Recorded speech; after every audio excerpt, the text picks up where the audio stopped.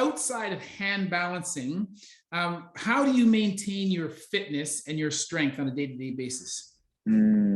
So again, I definitely say my strength is accumulation of my of my whole 38 years of training, in a way. Like as a gymnast, I've definitely built enough core handstanding understanding in my head. And then as a breakdancer, I gained so many like specific muscles that you wouldn't otherwise use. And then like kind of moved into calisthenics, but at that point I've already had the rough idea of how to do a planche, which is basically in a position in your body. And so like as a gymnast, I had a real tight schedule, tight routine. My coach gave me all these like nutritions and everything.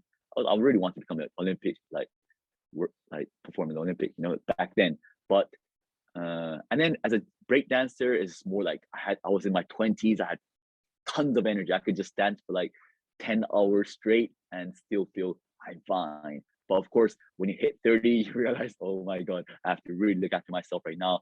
So, and right now, if people ask me, like, many people ask me, so what's your workout routine? What's your workout schedule? But frankly, I basically just do it on a daily basis. Like, if I feel like it, I do 100 pull-ups. If I feel like it, I just do lots of planche workout. And when I wake up in the morning, just right now, 6 a.m., I decide, okay, I feel my body's cold, so I just do 200 sit-ups in my bed.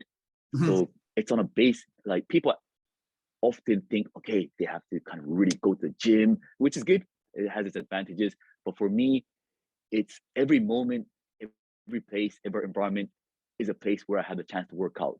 Mm-hmm. And when I'm in the bus, for example, if I see something hanging, I'll just kind of be pulling down to kind of work my back. And when I'm walking, I sometimes just thrust my like shoulders side by side to work on my core. So yeah, every moment for me is like an exercise. Okay, which is good. I often say to patients, and I often say to people, we need to stop thinking of fitness as this separate thing from what we do the rest of our lives. We need to incorporate movement into what we do day to day, right? And take any opportunity. That's the whole point. Yep. Yes. So you said that you started calisthenics 2 years ago. Why all of a sudden calisthenics? To be frankly, like again, TikTok, like it's a platform where like there's so many kids and there's so many people who are drawn to exercise because of the COVID. They had to stay indoor. And initially, I think I didn't have calisthenics as my profile. It's more like circus, but no one cares about circus. It's too far away from what people perceive as what they're capable of. Mm-hmm. And when I was doing these planche push-ups, like just naturally for me, it was like just an exercise. People are like, wow, you're such a good calisthenics. You're such a good calisthenics. It's like, what the hell is calisthenics? And I kind of looked up what calisthenics is, and I realized, okay, a lot of things I do strength-based. My strength is based on calisthenics movements. And of course, I do lots of hand balancing too, but my strength, like to increase exposure, is calisthenics because I do have natural strength. Mm-hmm. And yeah, since then I kind of moved into, I wrote calisthenics and I gained so many followers. I'm like, all right, stick it with I'm a calisthenics expert. But again, like I've been building a lot of pushing exercise, pushing strength because of my breakdancing, etc. But I didn't have so much pulling. Mm-hmm. So since then I realized, okay, well, if I am gonna embrace this name calisthenics, I have to work on some pulling too. So I decided to really work a lot on chin up and muscle ups, etc., which has been helpful. So it's been the name itself has pulled me to like start this exercise, and now I've kind of really been pushing myself to commit to it. Okay, now so a lot of your strength comes from that calisthenics work, also from your gymnastics core. But do you ever employ conventional strength training? Like, do you ever do any weight training? So until recently, I kind of like, I said, like, I never go to the gym. Like, if I have a gym around here, I would, because it's really cold out here. But like the only weights I use are ankle weights. Like I often use them and then I also use elastic bands, like resistance bands. But recently, one of my followers kind of sent me these waist weights, as we call it, the waist weights, basically, and these ones. And I found them to be really like useful in terms of strength gain. There's difference between endurance and strength.